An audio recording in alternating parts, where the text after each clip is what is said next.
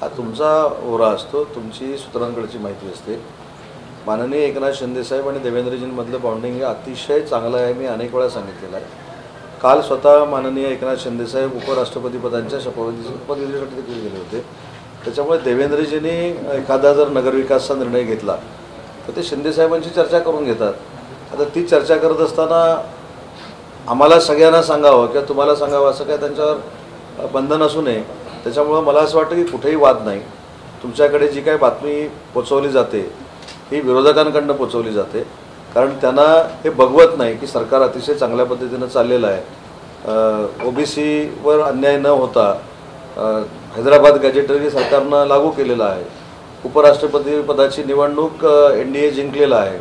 हे काही लोकांच्या अंगवळणी पडत नसल्यामुळं हे काहीतरी नवीन वाद निर्माण झाले तसं दाखवायचं आणि स्वतःची मताची पोळी भाजून घ्यायची, हे काही लोकांचं राजकारण आहे. त्याच्याकडे तुम्ही दुर्लक्ष केलेलं बरं. भारत पाकिस्तान सामन्यासंदर्भात देखील एक ठाकरे गटाकडून आवाहन करत की सामन्यावर बहिष्कार घाला आणि पंतप्रधानांना देखील आव्हान देण्यात आलेलं आहे. सर, याच्यामध्ये उद्धव ठाकरे असं म्हणाले की सध्या देशभक्तीचा व्यापार सुरू आहे आणि याच म्हणजे ऑपरेशन सिंधूर थांबवण्याची जी घोषणा शास्त्राने ट्रम्प जे म्हणतात की आम्ही थांबवलं, त्याबद्दल आता काही राजनाथ सिंह सांगणार आहेत का किंवा बोलणार आहेत का, असं देखील ते स्टेटमेंट याला जोड देतो. या बाबतीमध्ये लोकसभेमध्ये माननीय पंतप्रधानांनी देशाची पूर्ण भूमिका मांडलेली आहे आणि सगळ्यात महत्त्वाची सैन्यानं देखील मांडलेली आहे. त्याच्यामुळे त्याच्यावर आक्षेप घेणं म्हणजे देशभक्तीवर आक्षेप घेतल्यासारखं आहे, देशाच्या सैन्यावर आक्षेप घेतल्यासारखं आहे, देशाच्या सैन्यांचं खच्चीकरण केल्यासारखं आहे. त्याच्यामुळे राजकीय मी समजू शकतो टीका टिप्पणी, पण हे ज्यावेळी आपण सिंदूरवर आक्षेप घेतो त्यावेळी ती नरेंद्र मोदी साहेबांवर टीका नसते, ती देशाच्या सैन्यावर केलेली टीका असते. देशाच्या सैन्यानं काहीच केलं नाही अशा पद्धतीचा प्रचार आणि प्रसार कोणी करू नये अशा टीकेतनं असं माझं स्पष्ट मत आहे आणि हाच खऱ्या अर्थानं देशद्रोह आहे. आरक्षणाच्या मुद्द्यावर जर मंत्रिमंडळामध्ये गँगवॉर सुरू आहे असा आरोप विरोधक करताना पाहायला मिळतो, काय असं वाटतं? तर ती उद्या एकमेकांचे खून पण पाडतील असं म्हणतात. जे बोलतायत त्यांच्याकडे लक्ष देऊ नका, वारंवार तुम्हाला सांगून देखील तुम्ही लक्ष देता. आता कदाचित तुमच्यावर तो दबाव असेल लक्ष देण्याचा, पण याच्यामध्ये काही तथ्य नाही. कोण बोलतात, आता खरं तर तुम्ही याचा थोडा ॲनालिसिस केला पाहिजे की जे बोलतात त्यांच्या म्हणण्याला काय अर्थ आहे का, त्या म्हणण्याला काय तर्क आहे का, त्यांनी लोकसभेला जे भाकीत केलं होतं ते खरं ठरलं का, विधानसभेला भाकीत केलं ते खरं ठरलं का.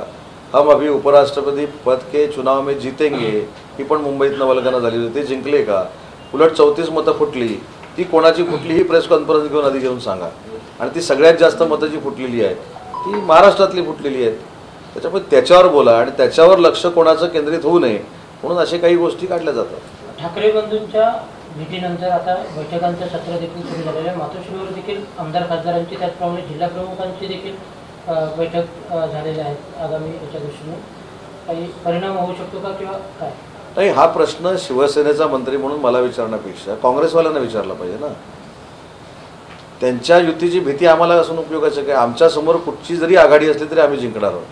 त्यांच्या युतीची भीती काँग्रेसला असणार आहे. त्यामुळे काँग्रेसनं याचं उत्तर दिलं पाहिजे की त्यांची युती झाली पाहिजे नाही झाली पाहिजे, काँग्रेसनं त्यांना सांगितलं पाहिजे. कारण काँग्रेसच्या ताकदीवर जी काही मुस्लिम बांधवांची मतं लोकसभेला आणि विधानसभेला युबीटीला पडली याचं कारण फक्त आणि फक्त काँग्रेस होतं. काँग्रेसच्या जवळ गेल्यामुळं युबीटीला हा मतांचा आकडा गाठता आला. पण हा जो तुम्ही मला दोघांच्या युतीचा प्रश्न विचारलेला आहे हा तुम्ही काँग्रेसला विचारला पाहिजे, काँग्रेसच्या प्रदेशाध्यक्षांना विचारला पाहिजे. ओबीसी आरक्षणासाठी 15 तारखेला राज्यभर मोर्चे आणि आंदोलनं होणार आहेत प्रत्येक जिल्हाधिकारी ठिकाणी किंवा तहसीलदार. तर ओबीसी देखील आता आक्रमक होताना पाहायला मिळतात मराठा आंदोलनाच्या नंतर. राज्याचे प्रमुख माननीय देवेंद्रजी फडणवीस साहेबांनी अनेक वेळा हैदराबाद गॅजेटियर लागू केल्यानंतर शासनाची भूमिका ही स्पष्ट केली.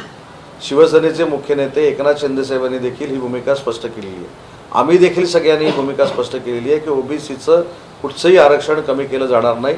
जो GR काढलेला आहे तो मराठवाड्याच्या संदर्भातला GR आहे.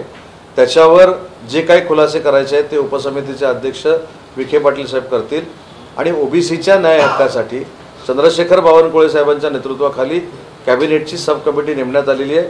त्याच्यात देखील अनेक चांगले निर्णय होऊ शकतात. हैदराबाद गॅजेटनुसार जर समजा प्रमाणपत्र दिली गेली तर आमशा पाटवी म्हटले की सत्तेतून बाहेर पडली. तर मी आमशा पाडवींशी बोलतो. ते एकनाथ शिंदे साहेबांच्या नेतृत्वाखाली काम करणारे आमदार आहेत, माझे सहकारी आहेत, त्यांच्याशी आम्ही बोलतो, त्यांची भूमिका समजून घेतो आणि मग त्याचा खुलासा करतो.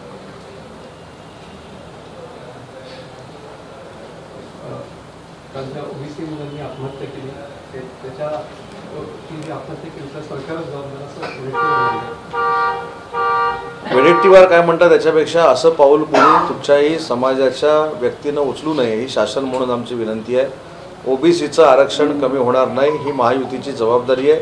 त्याच्यामुळं असं कुठचंच टोकाचं पाऊल कुठच्याही समाजातल्या युवकानं उचलू नये ही आमची त्यांना विनंती आहे. धन्यवाद.